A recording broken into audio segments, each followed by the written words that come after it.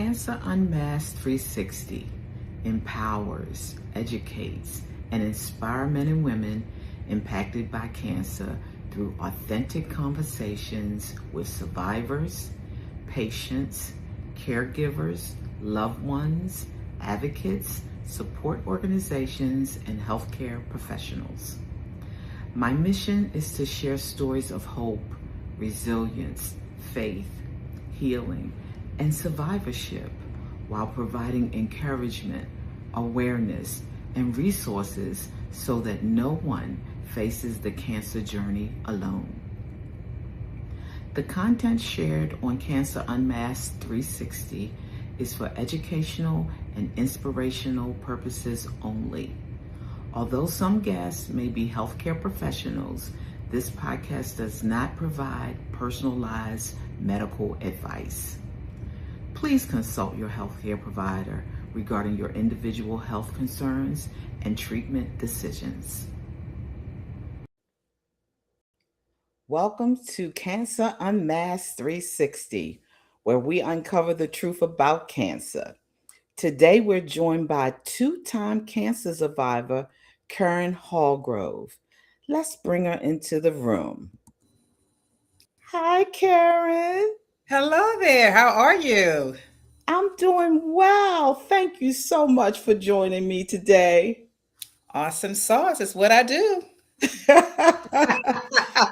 Look, I want to dive right into it, and I want our listeners to get to know you before your diagnosis. So, before cancer was a part of your story, what were you focused on in that season of your life? Oh, before I was diagnosed the first time, my daughter, I was a new mom, married about, I was going into our third year. So the American dream. You was focused on Didn't the have the dog American yet, didn't have dream. the white fence yet, but had the husband, had the baby, married. So everything was lined up, all aligned. I mean, All everything was right, that falling sounds wonderful. Everybody would love to have the American dream. in place. What type of cancer were you diagnosed with and what stage? Let's just talk about the first time around. Okay. Breast cancer, stage one. Good, good, Hmm. good. And the second time, Breast cancer, stage one again. So I was very blessed. Both same breast? different breasts, right first and then left, or vice Oh versa. my. Yes. Hmm. How did you first discover something was going on with your health? Well, let's see.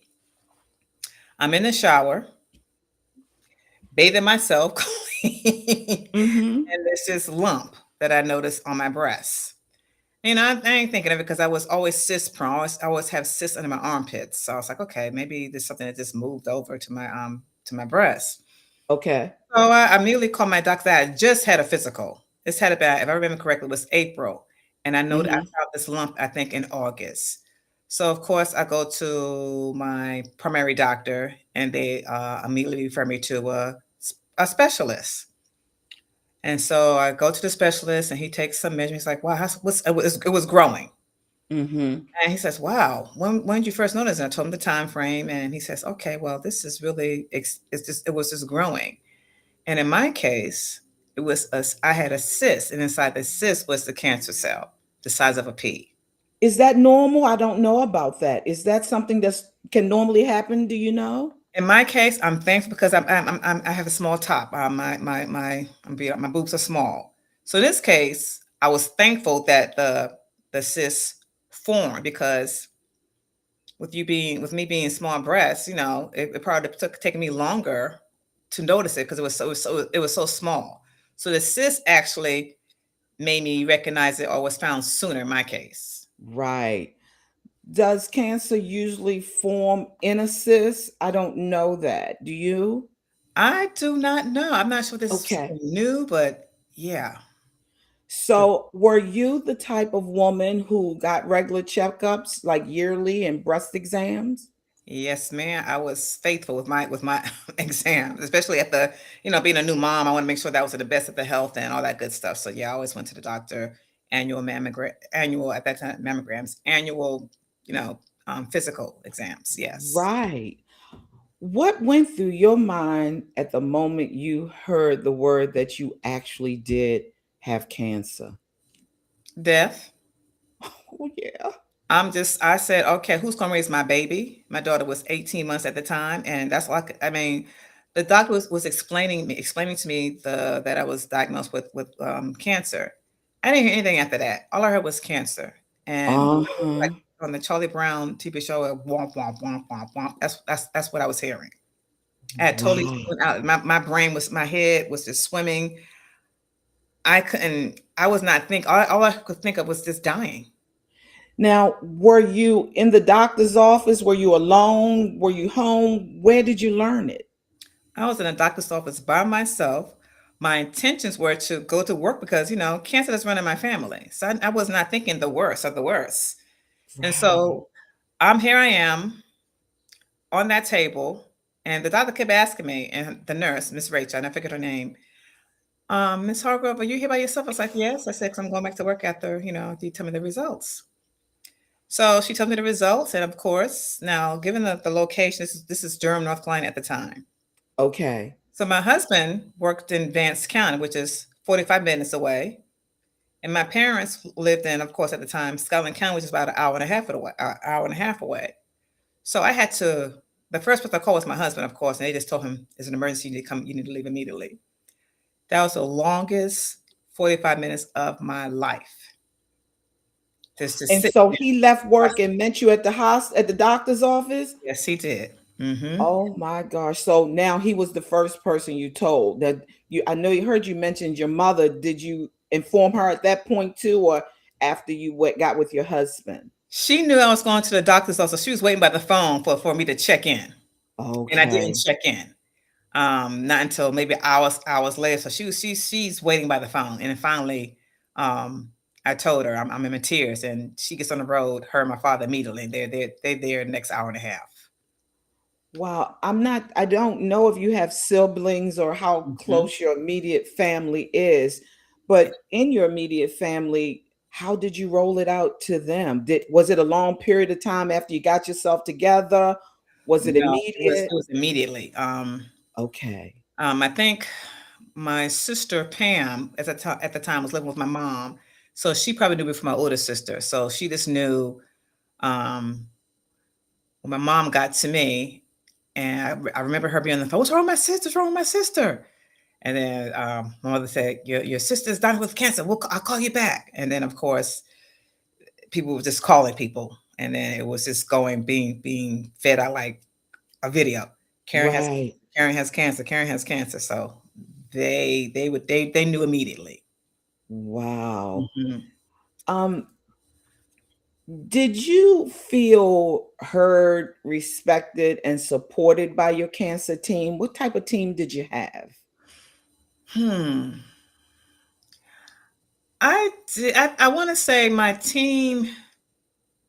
I had a nice team because my surgery didn't happen at a hospital. It happened at like a what is it called? It's like a side part of a hospital. It's like more like a Mhm. hotel room. It was a beautiful setting.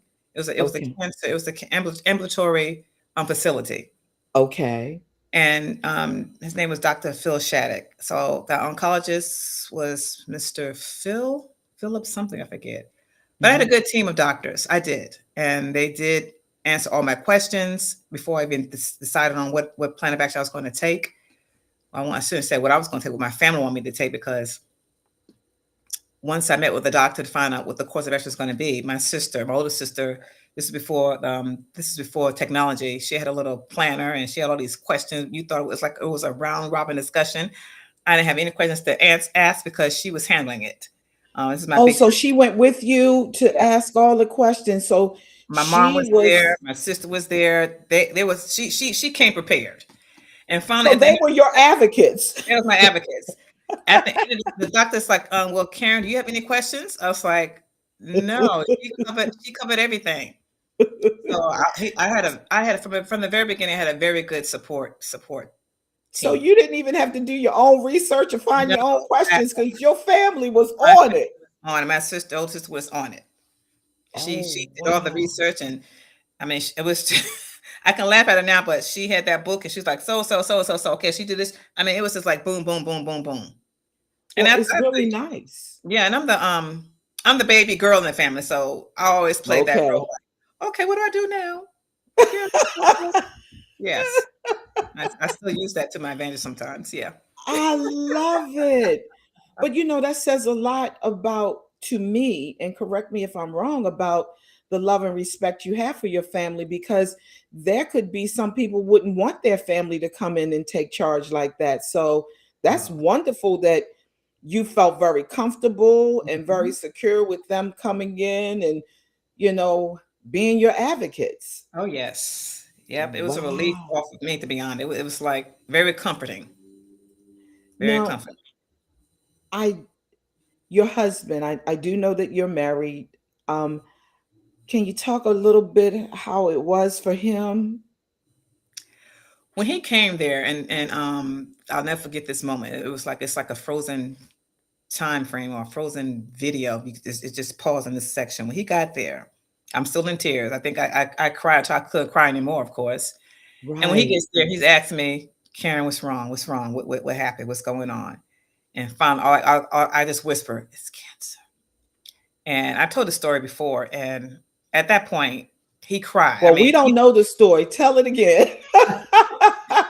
he didn't boo, he didn't boohoo cry, but it was one tear that hit my wrist Oh, wow. on my pulse, and it just absorbed in my skin, and it just he hugged me, and I just felt okay. I am not alone in this journey.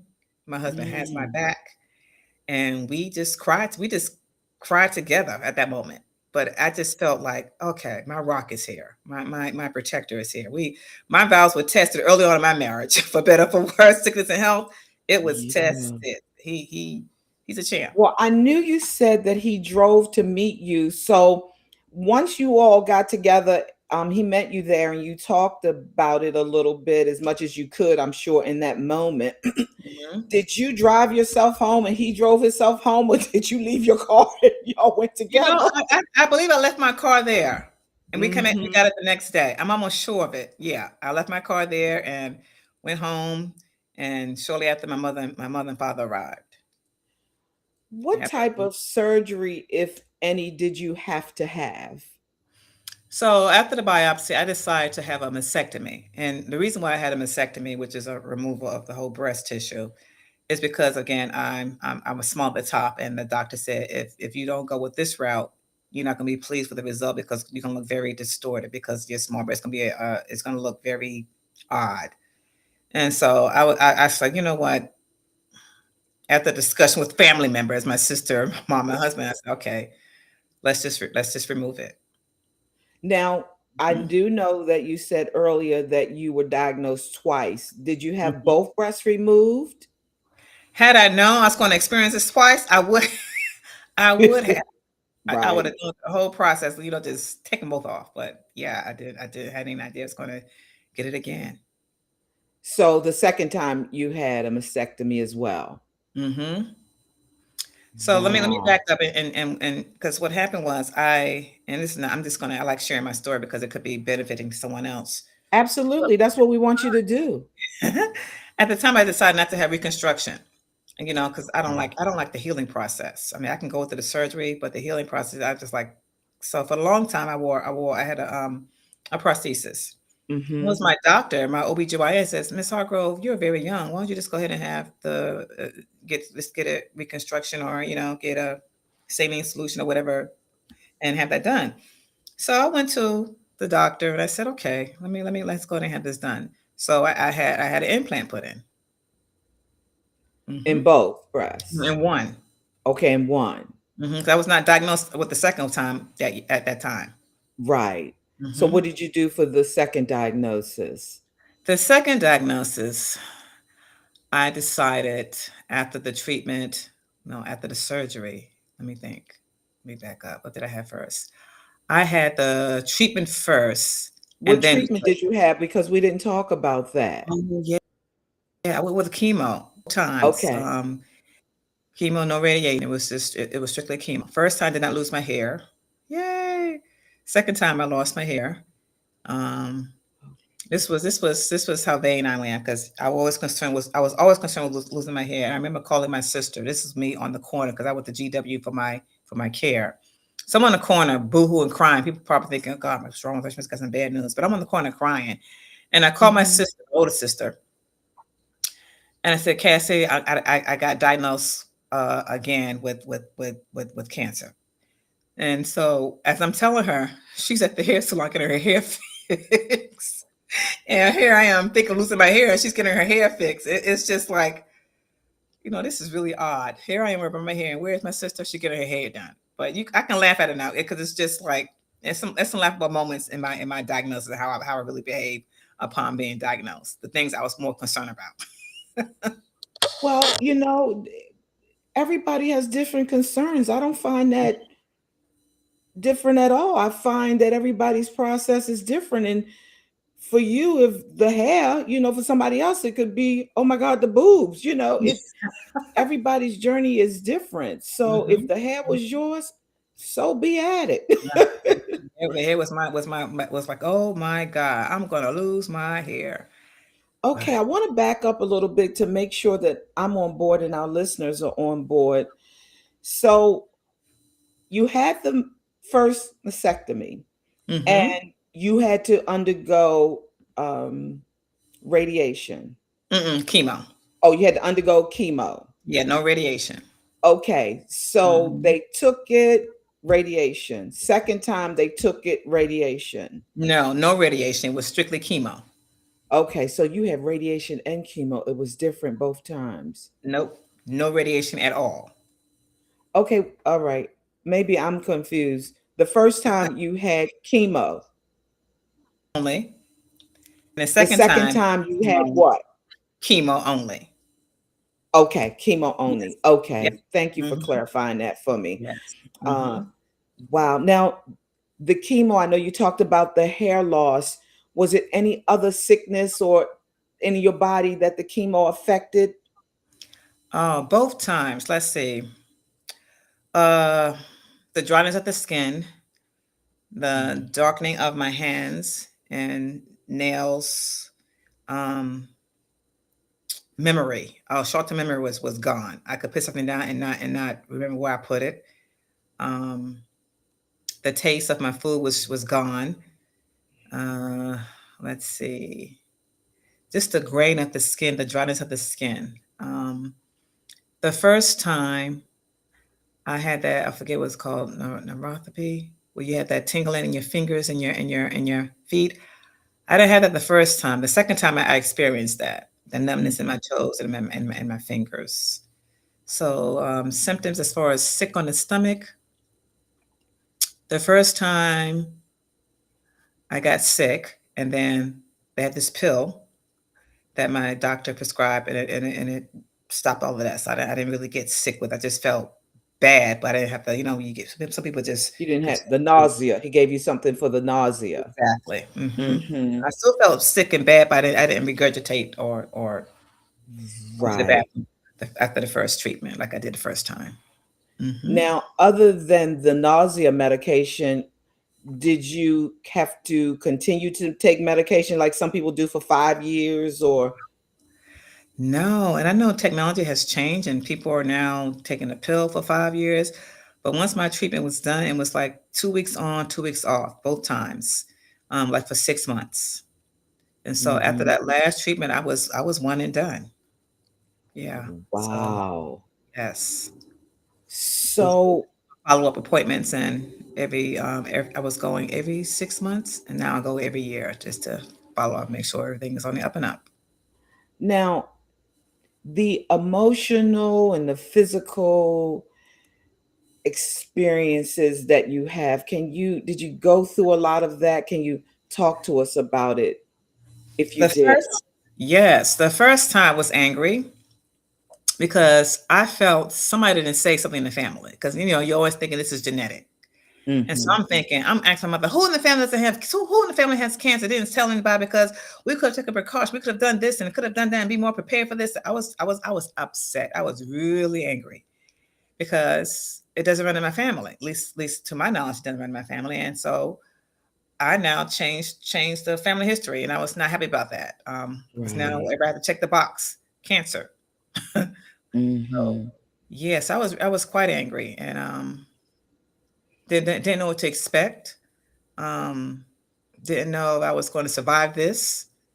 Of course, you know, everybody tells you to pray and God this and God that, I'm strong in my faith. I believe that, but that goes out the window for a short minute. I'm here to tell you, Exactly. Understood. it goes out the window, and you feel kind of like, okay, no one can walk in my shoes. I don't know even to talk about who to talk to about this because no one experienced this. So I really was like, I had the support, but at the end of the day, my emotions were all over the place. Angry, sad, scared, thinking of my baby. Who's gonna raise my baby?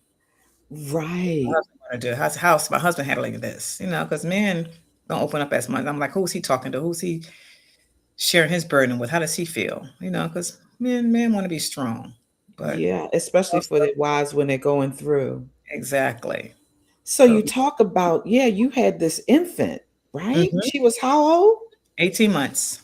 Right. So Hmm. how in the world did you navigate caring for that baby and all that you were going through? Treatment, emotional roller coaster. Explain that. So when I had this surgery, this. I'm telling you, I have a wonderful family. So my husband, of course, went to work, and my oldest sister came down, and my mother came up, and they kind of like watched my daughter while I was in the Mm, hospital. Took her to daycare, fixed her hair, clothed her. I mean, they stepped in. So I can have the surgery and came home, and even at the surgery for a few days, they stayed. So I bless. My yeah. sister and my mom could actually do that. And my older sister, my young middle sister probably would have came too, but I think she had my nephew Roy, so she didn't come, but she was only a phone call away, and she was always checking in.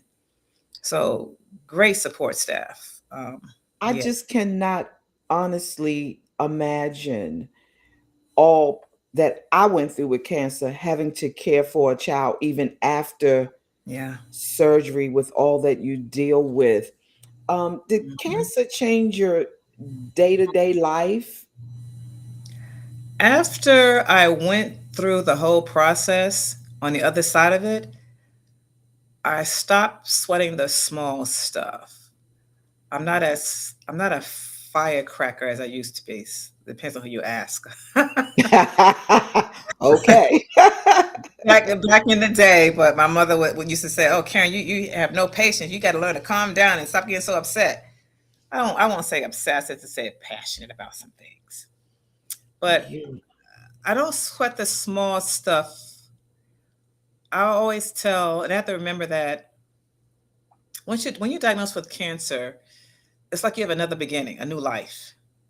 And so you're looking through the lens, like I guess, of a rose-colored glass, and you have to realize not everybody is there, and you have to let people go through their emotions. You can't be so quick to say, "Oh, you're gonna be okay." Oh, girl, life has a way of working itself out. So I had to pull back. And I remember, and I always refer to my mom because my mom and I really communicate. She says, "Karen, you just if I want to be upset, I can be upset. If I want to be, let me stop saying anything like it's a bowl of cherries every day. It's not, and that's true. So I right. had to pull back and say, okay, you're right.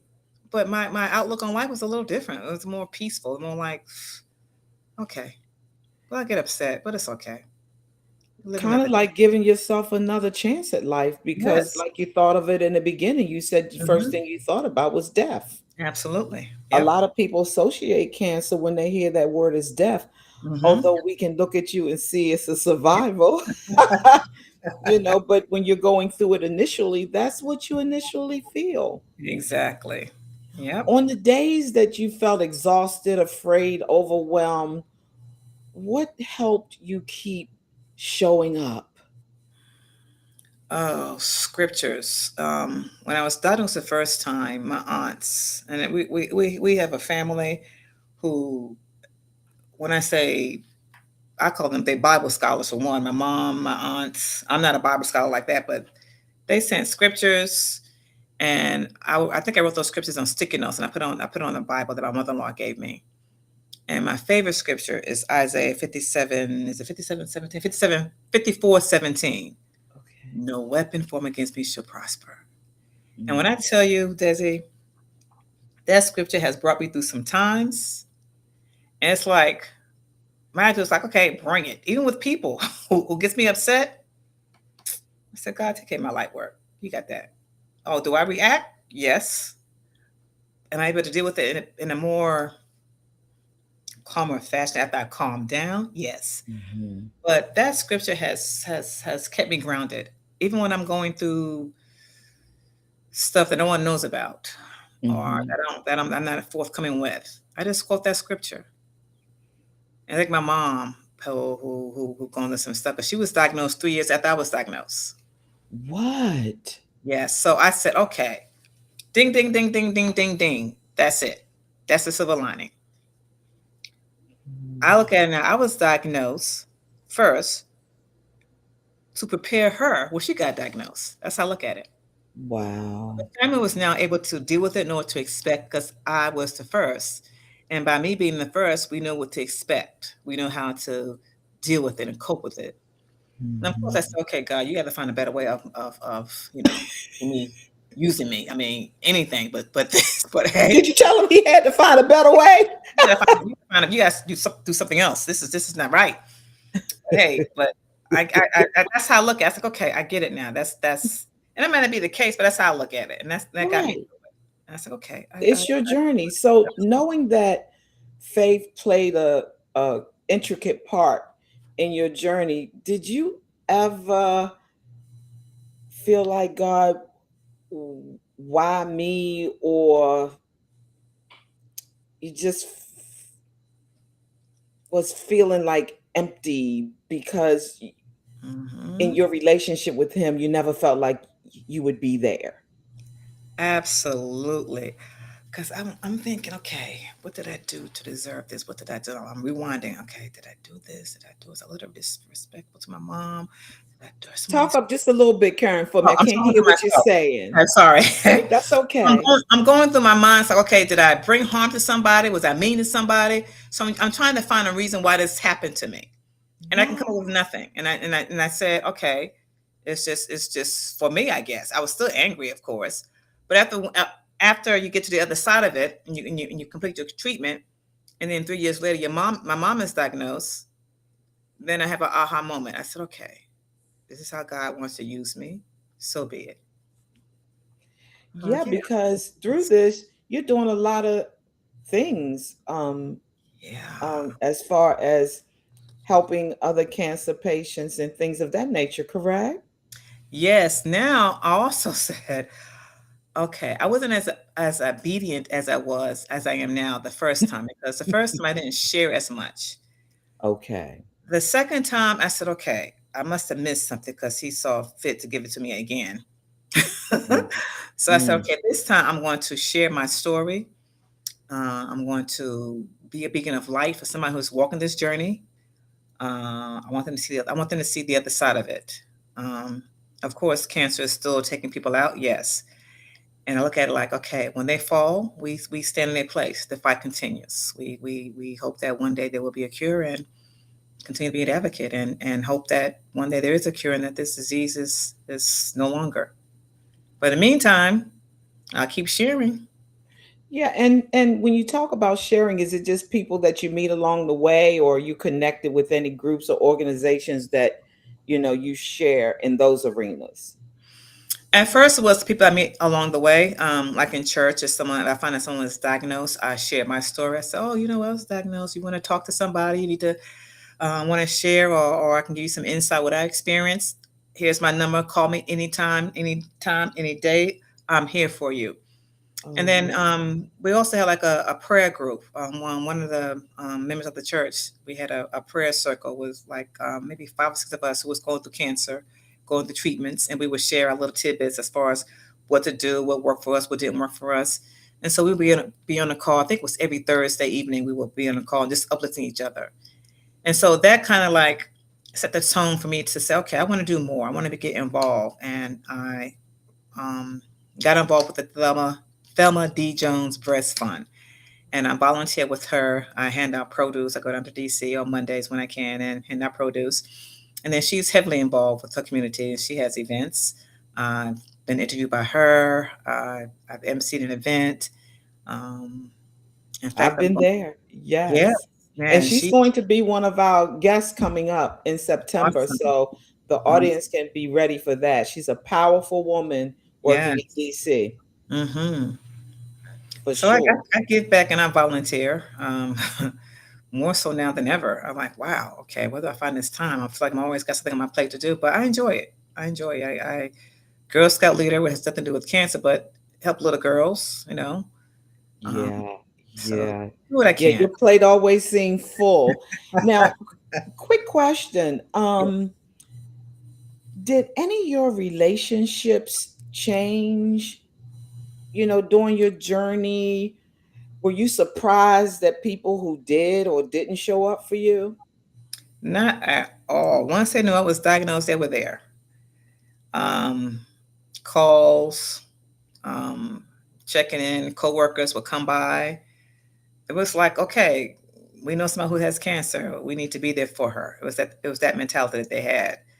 No one abandoned me, if you will. They were still my friends before. They were my friends after and during. So yeah, I didn't have anybody who was like, oh gosh, I don't want to deal with Karen anymore. But no, I Well, mean more. some people may not even say it like that, but they just don't know what to do when someone's sick. Yeah, They don't know how to handle you're it. right. They don't know what to say. Of Right, course, right. if you need anything, let me know. I'm like, okay. But for me, my personality is like, okay, sure. Um, Whatever you feel like doing, if you want to come by, visit, no problem. So I was always open to that. Yeah, I never went to a closet and didn't want to be bothered with anybody. I never had that moment Good. where I didn't want to be bothered with anyone. Did I have a moment alone where I wanted to just talk and be by myself? Yes, but no one knew that. No one knew I had that feeling or I had those thoughts that I want to be by myself. For the most part, I did. I mean, I had my moment. I could be in the bathroom, and I would just say, okay, let me just use this time to go, "Woosah." And that's when I had my time. Now, you didn't experience any physical like fatigue where you just didn't have strength to do anything? I don't remember that with the first time, and maybe because being a young mother, my body snapped back in shape. I guess I don't know. Right, right. The second time, I was still going to work. I would get my treatments on Thursday, take off on Friday, back in work on Monday. And by the time it was time to get my next treat, I was getting better, of the weakness and sickness. And then when I felt better, it was time to get the chemo again.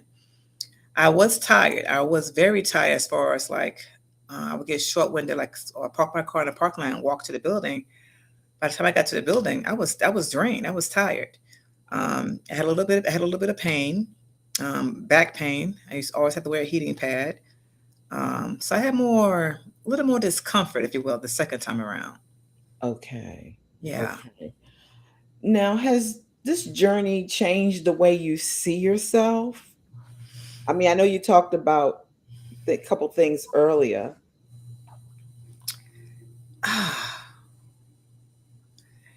It it strengthened my faith, and it strengthened me as far as I can honestly say I still look at life a little differently now. Hmm. I say life is beautiful. You should cherish it. Will you have more detours? Yes, you will. How you handle those detours is different. Sometimes it gets the best of me, but I come back. And if I want to stay in my little detour, it's okay for me to do that. I think everybody should be able to experience each emotional journey with however long it takes. Now, if you stay in it too long and you can't put yourself out, perhaps you need to talk to somebody. But for the most part, I have friends, sisters, aunts, husband that I was able to talk to, and I was feeling kind of blue or down and out. But for the most part, I would say I kept a cheery attitude because I was on a. I made in my mind that I have a story. I have a story to share. Two times survivor, thriver. Yeah, I don't have time to be down and out and weak and draining. And I'm called to share my story and be some hope and provide encouragement for others who are going through this journey, even for caretakers. Right. Yeah, Here, let's talk they about go through it too. They go through it too. the whole house goes The whole through house goes through it. it. Hmm. Now, in reference to your medical insurance, did you have great insurance that because cancer can really be a burden on a household as it comes to, the financial aspect of it. Hmm. Did you have great insurance? I had excellent insurance thanks to my husband who carries us.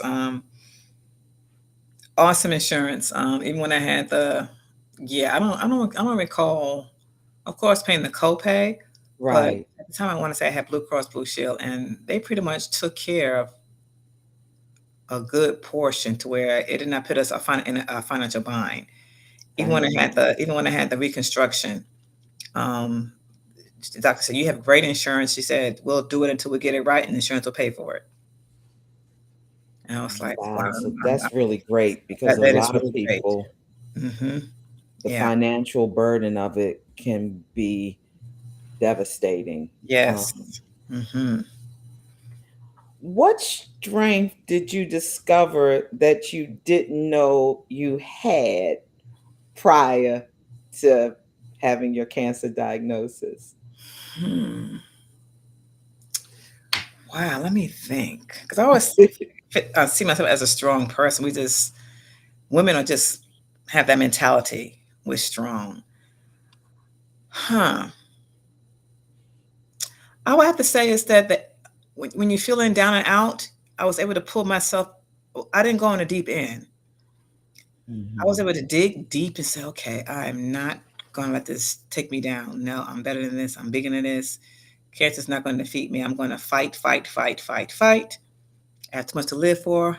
I'm God is not through with me yet, and I have more to do. Obviously, So, and you felt that way with both diagnoses? more so with the second one. Okay. Now, the time frame here's the gap between diagnosis, like 20 plus years later. And I always mark my daughter as the book my bookends because when I was first diagnosed, she was 18 months. The second time I was diagnosed, she was graduating from college. I had my Wow. last chemo treatment the week of her graduation. And Wow. my doctor was telling me, okay, Miss Hargrove, need to avoid the heat and don't do this, don't do that, and don't do this. I'm like, my daughter's graduating. I'm going to her graduation. Again, support. My sister-in-law, bless her heart. My sister gave me a hat, and it was. I felt miserable. I felt miserable because it was hot. I was outside in the stadium. Mhm. My sister-in-law was fanning me. My sister gave me her hat. My cousin bought me a slushie. So they did everything to make me feel comfortable. But I was like, what's my baby's graduation? No, no, no, no, no. So I got through. Wow. I Can got you say, or would you say, that that baby girl was the source of your strength to fight?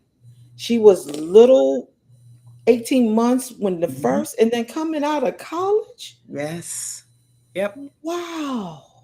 She is the bookends of my journey. I Wow. told her, I said, now you get married. That's another matter. I said, now we're gonna talk about this to make sure. All right, Heavenly don't, Father, nothing else. Nope, nope. don't say it. Don't say it. Has this experience changed your purpose, your priorities, or the way you live now? It has. I will. I still have my moments because I'm human, and not every day. Like there's some stuff that I'm going through right now that's not cancer related, but I'm okay with it. And it's okay to have those moments when you're not okay.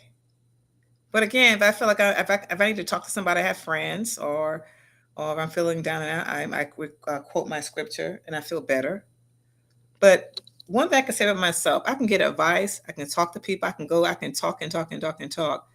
But until I have that internal conversation with myself, Mm, then and only then is it resolved, and I make a decision. And I wow. guess that's just me. I can get advice, but until I go in my mental closet and have a talk with God and myself, and say, okay, what do you want to do? Or God, direct my path. And I'm stubborn. Sometimes I don't want to listen. But then I realized, like I was telling you earlier, we're the co-captains. God is the captain, and I'm not one of those spiritually attuned person or Bible scholars, but I know my life, and I Right, know things happen for a reason, and it has to be God, because I can't explain it. I can't right. explain how I managed to get diagnosed twice and keep it moving. Was it easy? No. Did I have bumps along the way? Of course. Do I have my moments where I get frustrated uh, about situations? Yes. But do I let it take control of my life? No. But I'm human. So sometimes it's okay to feel down and out. It's You okay. got that right. Well, I want to talk about your book, When Cancer Knocks at Your Door, Fight, Pray, Slay, where you are a collaborative author. Let's talk a little bit about that. Put that book back up a little bit so they can see it. There you go. Yes. Let's talk about how this all came about for you. This is a story. This is almost a funny story, because I have a pastor. Well, not a pastor. I'm sorry. Well, I do have a pastor, but he was a deacon who says, "Karen, you wrote that book?" I'm like, "Why does he keep asking me that question?" I'm like, "Oh, I'm not gonna write it." He said, "You have a story to share. You have a story to tell." I said, "Okay, okay, okay, okay, okay." And I said, "No, not yet, not yet, not yet, not yet." Every Sunday, I would see him and he would ask me that question. And then lo and behold, I was calling to check on a church member, and you know her as LaDonna, who was the visionary for this book. And I was calling to check on her, and she happened to say, "Karen, I'm thinking of writing a book. I want to know if you want to be would you like to be a co-author?" And I said, "Absolutely." It was no thought, nothing. I said, "Sure." And I'm thinking, okay, God, I hear you. Okay, I thought I was going to get away from this thing here. Here you come bringing in LaDonna and telling me about some book, but you know what? Let's do it. And I put pen to paper and just started writing. Was it hard for you to write? Did it bring up any emotions or anything while you were reliving the journey? It was easy to write because it just started flowing like it happened like the day of. I Mm-hmm. think I wrote that my segment probably in a day and a half, to be honest. I kid you not. I just sat down and just let it flow. Let it flow. I was just writing Wow. as I remember the steps when my mom got there, the tear on my wrist, what the doctor was saying, how I responded, how I laughed when my mother was hugging me too tight, and I want to say I can't breathe. um, Mm. So it the didn't bring up any emotions. You just flowed with it. It was it just very natural for it you. was very natural. Yeah, very natural. Because I guess when you're on this side of it and you're like, gosh, look where I've come. Look how far he's brought me. And he's not through with me yet. I'm like, wow. Did you have any expectations of, it taking off, or do you give the book away? Has it been a blessing to the people that you know? I've got some good reviews on it. My mother-in-law and a couple of her friends or people that she know who I've had encounter upon going to Henderson. One lady, or she's my cousin-in-law, she says she cried when she read the book. She said it Mm, was just to hear everyone's journey. It really moved her. Um, Another lady, when I went to a function, and I was selling books at a function, and the lady who read the book, she said, "Wow, very powerful." Touched me. And she has a survivor group that meets once a month, and she reached out to me recently, asked me if I would be a guest speaker on her at her breast cancer survivor group. I said, absolutely. So I would So it love has opened some doors for you as well. yeah, I like to, I call it just sharing my story. And Yeah. hopefully once I settle down, be obedient, I want to be on the stage and just sharing my story to a larger audience and just say, hey, I am hope. I am encouragement. I look at it like this. You know, when the raindrops fall and everybody open their umbrella and it's black, the black is just the common color umbrella. And just imagine you're outside with a bunch of people and this the raindrop starts out with one heavy raindrop and then multiplies and then it's a storm. And all these black umbrellas pop up. Well, I have a yellow umbrella and I'm at the other end.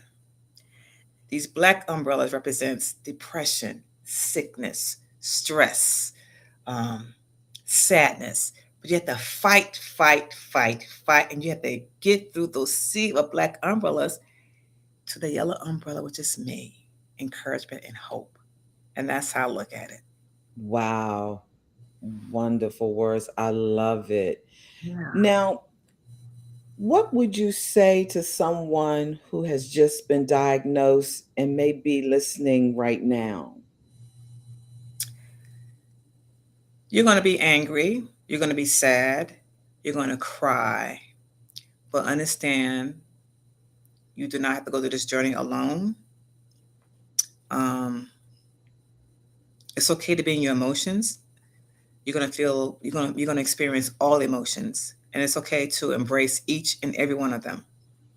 You're gonna go through physical change, mental changes, but there are resources out there.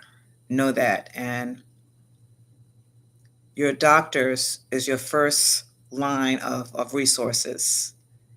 And then share your story. If you don't have to get too personal, just say, "Hey, I was diagnosed with cancer, and I don't know where to turn or who to turn to," and that gets the ball rolling. So you're going to experience some stuff. You're gonna just for that split second, you're gonna be angry at everybody, but you'll get through this. This too, you will get through. Will it be easy? No, but you get through it. You will get through it. And you can Would always you? call me. Contact me. What would you say to someone who is in treatment, recovering, or learning how to live after the cancer diagnosis? I would say the treatment. I would share what I experienced and how I got through it, and then I will also share how I felt ringing that bell the second time, knowing that my treatment was over, and then seeing my body come back to normal, seeing my skin going back to its normal pigmentation, seeing my hands lightening up, seeing my short term memory coming back, um, and then actually looking in the mirror and say, I encourage everyone to do this. Look in the mirror when you get to the other side of this disease is what I call it. And you Mhm. get that last chemo, you're going to look in the mirror. And if you ever look in that mirror, that's a good thing. It's a blessing. God is keeping you. God is protecting you. He didn't say it was going to be easy. He's carrying you because you still got to bear that cross, and the cross sometimes get really, really, really heavy. He didn't say so. He didn't say he removed that burden, but he'll just be there through every step of the way. And that's what I would share with everybody who's going through this journey. So it gets lonely sometimes, but you're never alone. Is there anything you would like to say directly to caregivers and their families facing it? Because that's a whole nother story. It is. It's heavy. It's heavy on them because they don't know what to expect. Especially my sisters. Okay, what does this mean for me? I'm sure they had those thoughts. Um, now I have to get mammograms and do my well. Everybody should do their self breast exam anyway, but now I have to do my Mhm. mammograms. I have to be mindful of this and mindful of that. Um, I encourage. Let me speak about caretakers to definitely talk to somebody, whether it be a friend, a family member, a support group, because it's heavy on them. They don't know what to expect, or what they're feeling, or they could be angry too, or I'm gonna lose my spouse, I'll lose my sister, lose my brother, Yes. all those thoughts come to mind. I'm gonna lose my Yeah. child. I mean, those are thoughts, and then it could be overwhelming because when you're going through chemo, you're not your normal self. You're tired. Your taste Yes. buds have changed. Um, your short term memory is just like gone pretty much, and you just don't feel like. Sometimes you just don't want to be bothered, so you have mood swings. You do, and that caregiver has to just go. Okay, I know she's going through some stuff, and I just got to be there for her. So I encourage Okay. to talk. Definitely talk to somebody. I'm totally in agreement. Finish this sentence for me, please. Cancer knocked, but. I didn't want to answer.